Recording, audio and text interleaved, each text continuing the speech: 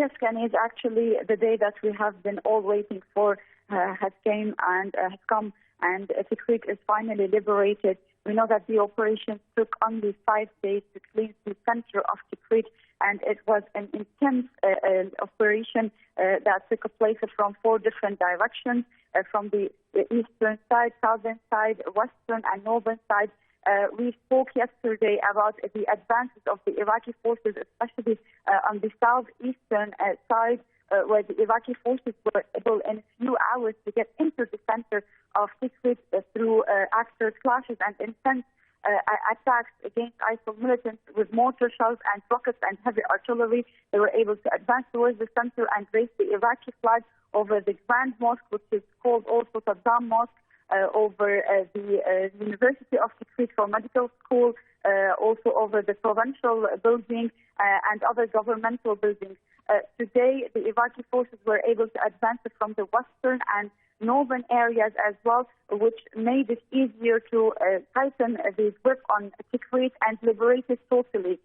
The Iraqi forces were waiting for the forces to come from the north and west so that they can announce the liberation of Tikrit from ISIL militants.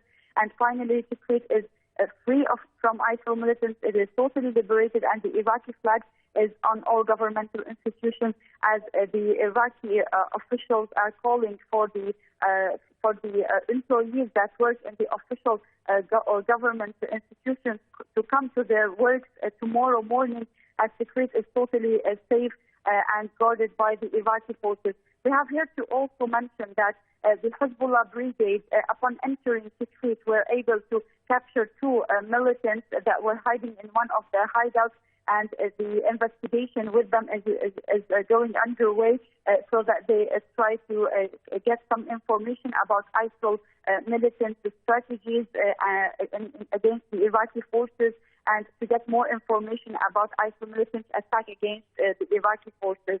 Now, it is a very important and significant game for the Iraqi forces. We know that this is one of the victories of the Iraqi forces. And finally, after the liberation of the Diyala province from ISIL militants, another province is liberated from ISIL militants, which is Salahuddin province.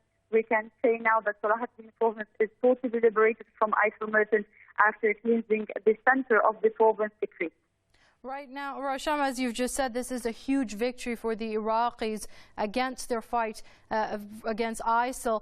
Now, the next step is going to be the liberation of Iraq's second largest city and ISIL's main stronghold of Mosul, now isn't it? Well, actually not really. As per officials and as per the information that we got from officials, they said that now the plan is to go towards the western side of Iraq, which is the Anbar province, and to cleanse Ramadi. Yesterday we were with Iraqi officials and we asked them this question. Since we saw that the liberation of Tikrit was very soon, we asked them what's going to be next. They said it is going to definitely be Anbar province, and maybe it's going to be the Ramadi area to concentrate on Ramadi and then cleanse the Anbar province. And when we asked why Anbar and not Mosul, they said because the ISIL militants are getting all their reinforcements from Syrian borders that links Anbar to Syria.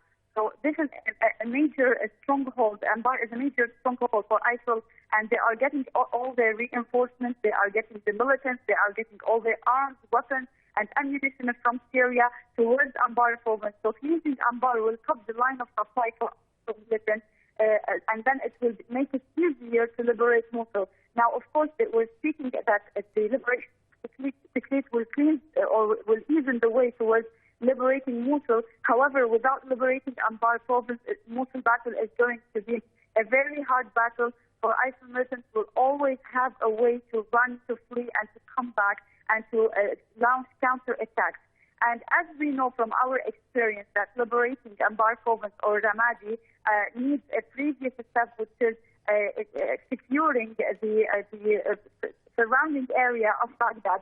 Of course, we know that every day mortar shells are being shelled towards Baghdad. And now the Iraqi forces are going to work on that, securing the Baghdad outskirts, then move towards Ramadi, and then cleanse the Anbar province so that they secure the battle of Mosul, so that it is a winning battle for the Iraqi forces.